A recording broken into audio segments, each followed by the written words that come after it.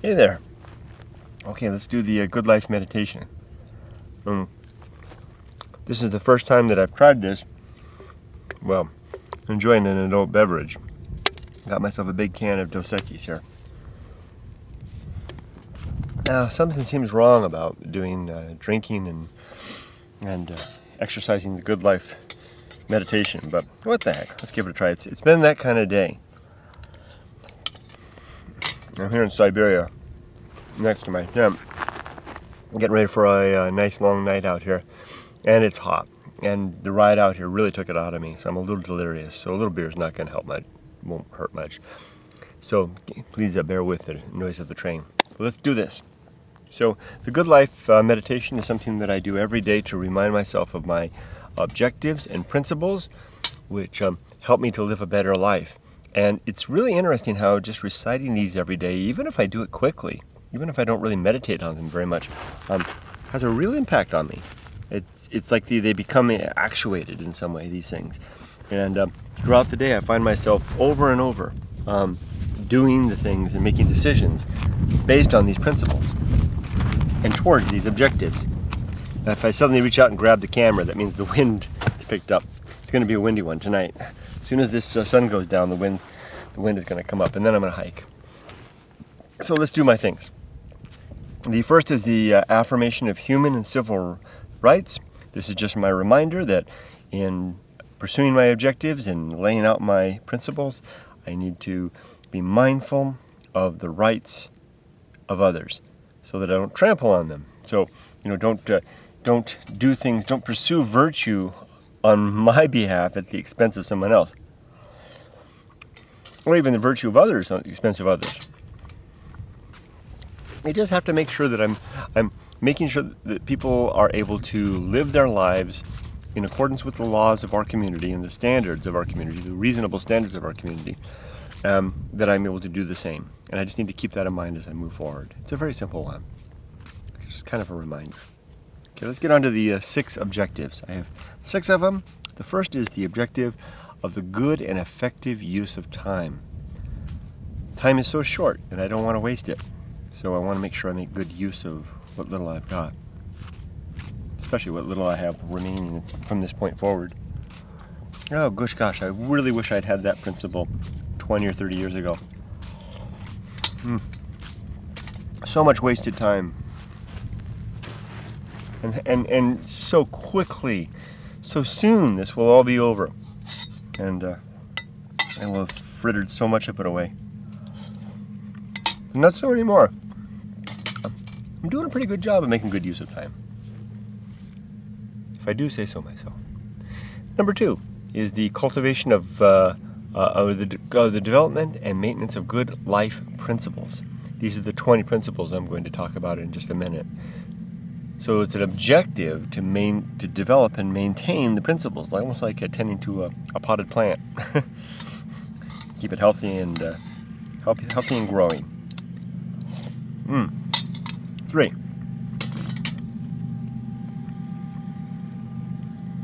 Cultivation of good emotional reactions. To not fly off the handle or lose my temper or run away with any passion of any sort, but maintain control of myself in all circumstances to the best of my ability. It's a hallmark of maturity, I think, and a worthwhile ambition.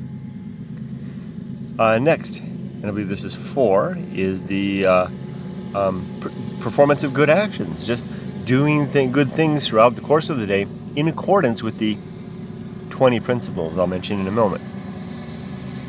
Final 2 are the recognition of true limits, and that's 5, and then 6 is the recognition of true opportunity. And I always go fast over those, but those are really important to me. Actually, I do this a lot at work.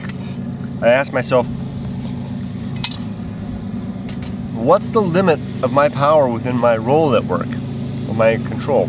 And I try to keep that in mind so that I don't step over the line or expect more of myself than I'm actually allocated, because I can get myself in trouble with doing that.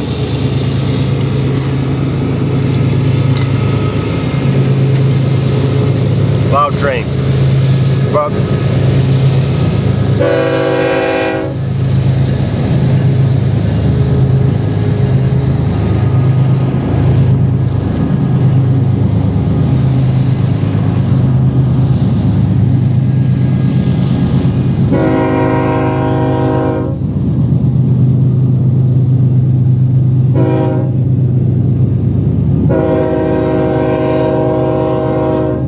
Always 4 blasts. 2 long, 1 short, 1 long. Interesting. So the recognition of true opportunity is kind of the converse of that, whereas the recognition of limit constrains me, keeps me within my boundaries. The recognition of opportunity allows me to see avenues out into the world where I can expand. So it's kind of they're kind of complementary. I guess that's why I always deal with them in short order. Let's get on to the 20 principles. 1. The principle of war. To wake each morning ready to go to war with everything that I hold dear. I say that just so routinely every morning, but I really mean it. I mean, I don't want to believe things that are untrue, even if they give me comfort. I'd rather die confused and befuddled, but honest about what I really think, what I really know, rather than to die comforted by false truths. And religion is key among those in my mind. At least I haven't found a religion yet that can give any good reason to think it's true. Okay, next, if war is my object, then my instrument is reason, the ability to make sense of the world, the governing faculty, as it was once called. And the subcomponents of reason are honesty and objectivity. So I use those to navigate through the world, to make sense of things, and to discern what is true. 3. The homunculus. Strange word. It simply means the little man.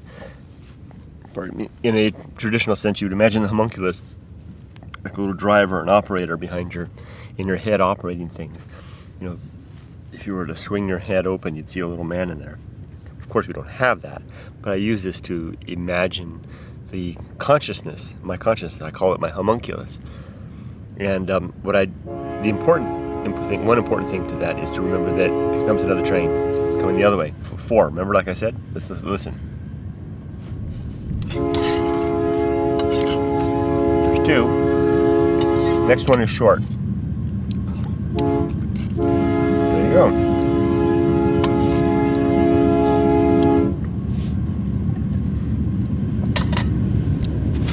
Important thing to remember about the homunculus is there's no reason to think it's immortal.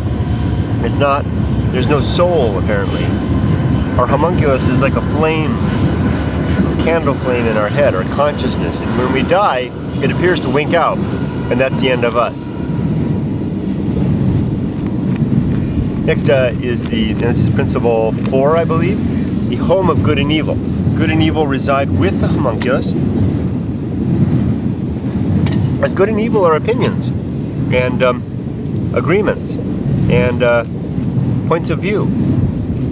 Unlike some religions say that good and evil are out there floating around or something like that, or there's some objective good and evil out there in the universe. It doesn't seem to be the case. There's no good and evil out here in the desert other than survival of the fittest. And beyond that, it's up to you and I to come to some agreement about what is good and what is evil, and then to live in harmony to the best of our ability accordingly.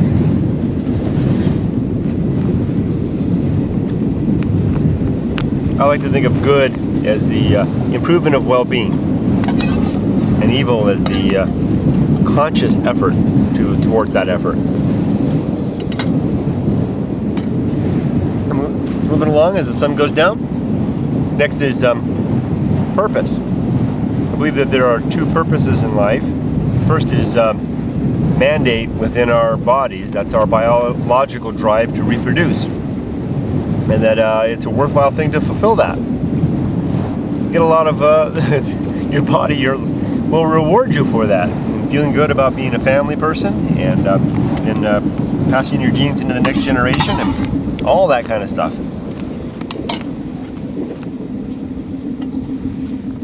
Doesn't mean you have to do it, but you will be rewarded because our biology is made that way.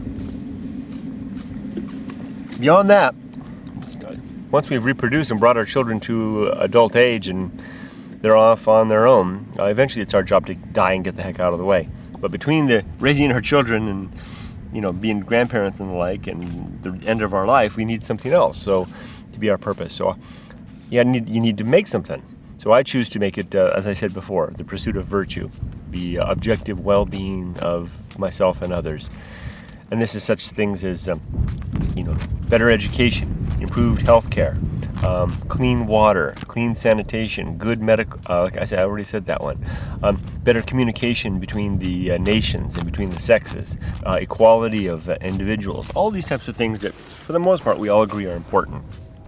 These are the types of things that improve well-being. This is virtue.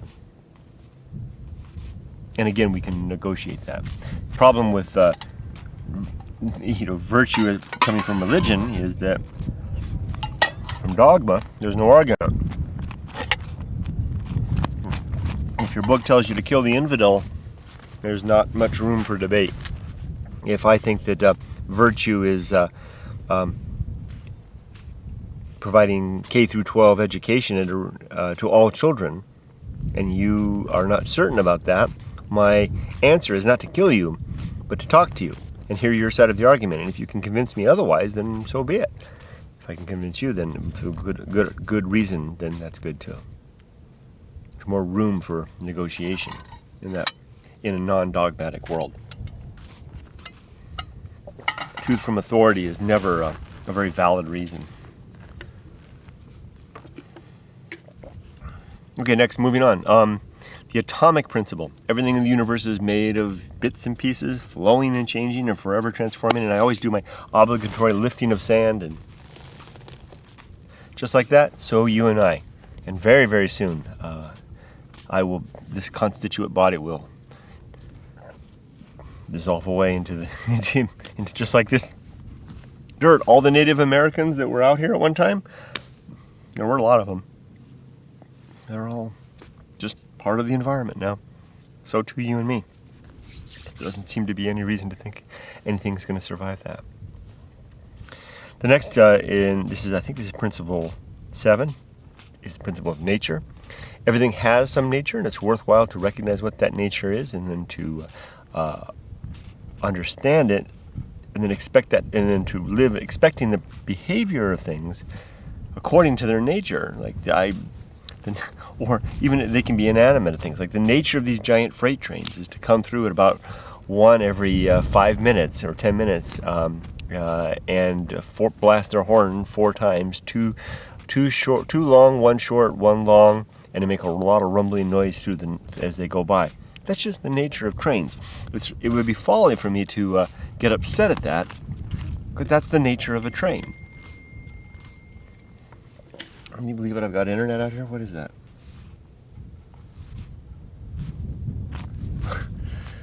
Let me see what this is. My wife is chastising my daughter. Oh boy. Oh boy, someone left the bathroom door open with a doggy. Oh well. Remote but connected. Likewise, everything in the universe has some particular nature. So too you and I. And it's really, really worthwhile to ask yourself what your nature is, to examine that, and then to, when you discover it, to live according to it. As long as it doesn't, hurt others or step on the rights of others, and as long as you can be a good social individual. If your nature is to be a sociopath or to commit homicide, then by all means do not live according to your nature. But if your nature is to seek out the novel, then do so. If your nature is to be a family man or woman, then do so. If your nature is to like to be alone in quiet places and think about death and wonder about all that, then do that too. I can guarantee you the results are phenomenal. The next is principle of maturity. Maturity is that state where we have experience and we're willing to use it and able to use it. And so the sub-principles of maturity are wisdom and fortitude. Wisdom is that experience. Fortitude is the willpower to live live in such a way that we abide our wisdom. Next, I'm going to move a little fast now as the night's starting to come on. Next is the social. I'm going to go for a hike, night hike. Next is the social principle. Human beings are social animals. We need one another to survive, and our best ends are social ends. So, if you want to shortcut to virtue, find a good social way to live your life. For me, it happens to be working in a job that directly benefits people who are struggling. I really enjoy my work. And I get that. So I'm not a very social person otherwise. I don't have many friends anymore, and I like to spend a lot of time out here. But I am very social with my wife and my daughter and my family, my brother and my mom. But otherwise, my nature is to be out here. Next is the Feast of Offal. So I didn't show you what I was eating. It was just some chicken noodle soup. But offal is the waste and byproduct of butchery. Usually you discard it away. And when I talk about the Feast of Offal, I'm talking about all the waste and byproduct that comes out of us and spills out into the world when we live an unprincipled, undisciplined life. And what's awful about it is that we are so willing to consume the offal of others. So I run into some guy on the freeway who, maybe I cut him off accidentally, he road rages, and he flips me off and honks his horn, and I consume that, and whoa, I'm eating all of his offal from his lack of discipline and self-restraint. Let the train go by.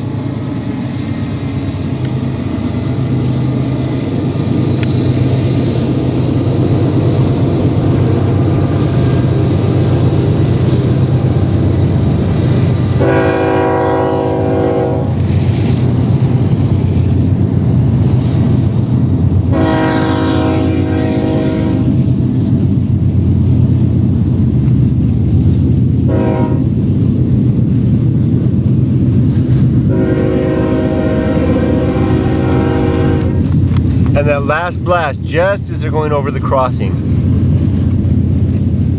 So beware the Feast of Offal, because if you consume the offal that others give out, you're basically participating in their undisciplined, unprincipled life, and giving yourself you're taking on all that filth into yourself for no good reason. In fact, after you practice it long enough, after a while, you begin to feel sorry for them, that they are living that way and that they find themselves in that position. It takes a little bit of practice, though. Okay, I'm going to move fast now. I'm moving into the last 10. The next is temperance and the sub-principles of suffering, simplicity, and apathy.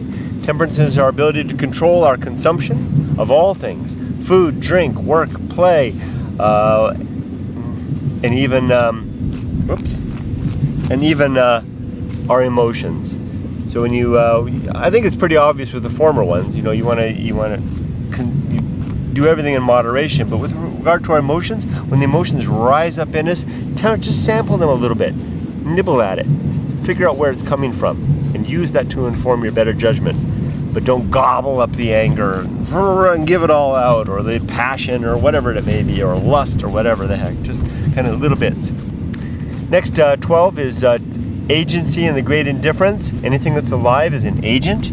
The great indifference is the absence of caring and universe given a damn that seems to pervade the universe, where agency is not. Keep an eye on that great indifference. A lot of people run from it, run to comforting ideas such as religious dogma and superstition. But you can live with it. Once you get used to it, it's not so bad. Next is the best seat in the house. Right here, right now, not wanting to be anyone else, be anyone else, be anyone else, or be doing anything else, but be okay with just where I am. It's a tricky thing to do. as you move through life, attempting to be satisfied with wherever you find yourself and whatever situation you find yourself in. Next is the risk of avoiding risk, a tricky one. When we merge into adulthood, we are faced with some surface level risks that we attempt to alleviate. These are for example, risks of not getting enough or sufficient quality education, not finding someone to marry and settle down with, to spend our life with and raise a family, not saving money and providing adequate security for our old age. These are the types of things that all our parents tell us, watch out for these things. Go to college, get a good education, find somebody to settle down with and save your money. Great things to do. But watch out if you do those things at the expense of who you really are. For example, if you sell your better self for the sake of a job that you hate, there's a great cost associated with that. And that's that deeper level risk that we don't even sometimes see at early age of life. We emerge into adulthood, we see these surface level ones, money, education, and spouse. We go after those and we forget about the stuff related to living according to our nature. If we go only after the former, we risk becoming quite a scary person later in life when we're so angry and frustrated with what we've given up when we realize it. Making a lot of noise. Sorry about that. It's been making noise for a while. That's the risk of avoiding risk. But if you go after the secondary one, watch out, because you may end up alone in the desert with no one to spend your life with, or no money, or little education, because you chose just to live according to your nature. But I have a feeling it's a better value to go after the second one, the deeper risk, than avoid that. I'd much rather die satisfied with having lived according to my nature rather than having given that up. And if you think you can have both by giving the one early on and then retire and then go after the other, you might be able to do that, but I'll argue that you'll become somebody else in the process and you may have lost that opportunity. Next is sin and damnation. Sin is real, but not the type of sin that usually you think about. There's 5 types of sin in my worldview, and they're all basically the same thing. There's falsity, credulity, faith, superstition, and dogma. Falsity is living a false life or abiding in anything that's false. Credulity is an overwillingness to believe what isn't, believe anything, actually, just usually for the sake of getting us to someplace we want to be that we couldn't get to otherwise. False faith, of course, is we typically regard it as a virtue, but in fact, faith being defined as the evidence of things unseen is a nonsense. So things unseen are things unseen. There is no evidence for them. If you have evidence, then they're no longer unseen. You have something that you can measure and report on. So faith gets us where we want to go, typically to a worldview that could not stand on its own otherwise. So watch out for that. Superstition and dogma, I think they stand on their own as to why they're no good, especially dogma, which is principles from authority. No, question authority and ask for the evidence. Try to find out where that's coming from. Moving right along now, complete oblivion. When we die, it appears there's no final reunion. No, we're not going to. It appears when we die, we're done. The body stops. The homunculus flickers out like a candle going out, or the music stopping. It's just gone, and there is nothing. There's no reason to believe. There's no evidence that there's anything afterwards. No soul, no afterlife. We're done. So if that's the case, then that means there'll be no final reunion with the people who went before or that we leave behind, no reconciliation with those that we completed our life with on sad terms, or no justice, no final justice with those that did wrong and deserve punishment, or reward for those who did good. It's simply gone. So seek after those things now. Call up that person that you want to reconcile with. Speak to the person, reach out to the person you want to have a reunion with, and seek after justice where justice belongs. And I'm almost done now. The great life adventure is doing stuff like this, basically setting off the beaten path to it doesn't have to be a wilderness adventure, but just doing something in life that challenges and gives you an opportunity to live to discover your nature and live according to it, because nature develops over time. That's why it's so important, I believe, to give yourself the entire decade of the 20s. Go get educated, go have some great life adventures, make a lot of friends, do a lot of things, and become a fascinating person. You got plenty of time after the 20s are done to build a life, find someone to spend your life with, and enjoy the remaining time. And almost done now. I think I just have two more left. The season of philosophy is a time when we can record what we've learned along the way, to share it with for the purpose of sharing with our family or others and anybody that cares, or just to write it down. For me, this is part of what I do here with these types of things. This is my season of philosophy. And I do a lot of text writing also that I share on my Facebook page, Softypapa, and a few other places. But for the most part, this is the time. And what I know is that this little muse that speaks to me, especially in places like this, will soon be gone. And when that happens, the words will be gone. And if I better write them down now, I better turn on the camera now, or that opportunity will pass. And last is agency and utility and arena and utility. Every circumstance in life is an arena for the exercise of virtue in the pursuit of our objectives, these things they have utility in the execution of our lives. I see them as tools. So whenever I move through circumstances, one circumstance to another, I ask myself, what arena is this where I can make good use of my life principles, and what utility can I find in these? Which principle is best to use in a particular situation? Is it temperance, when I'm dealing with a customer complaint that someone's upset and angry, and I need to control my own emotions in order to listen carefully to them? Is it reason, when I'm reviewing a new proposition and wondering if it might be true? Is it war, when I have doubt about something that someone is telling me, or something that I've held to be long true that I'm suddenly in doubt? Is it the social principle, when I know that it's good to be a family man and to spend the majority of my time in pursuit of good social ends, and a little bit of time doing this kind of thing? All of these things have their opportunity throughout the day and the night, and I try to remind myself that at all times. Now, usually when I do this in the morning, I then finish off with a little, I plan out the day. I kind of imagine how the day is going to go. What challenges, if I have meetings, what challenges I might have at the meetings, what difficult personalities I might need to deal with, and how I'll deal with that. But as the day is ending now, I think I'll go ahead and wrap up. In fact, I'll pick the camera up. Let's have a look at the sunset. Isn't it beautiful? Amazing place, this desert. Thanks for watching. Take care, and good luck with your own great life adventure. Take care.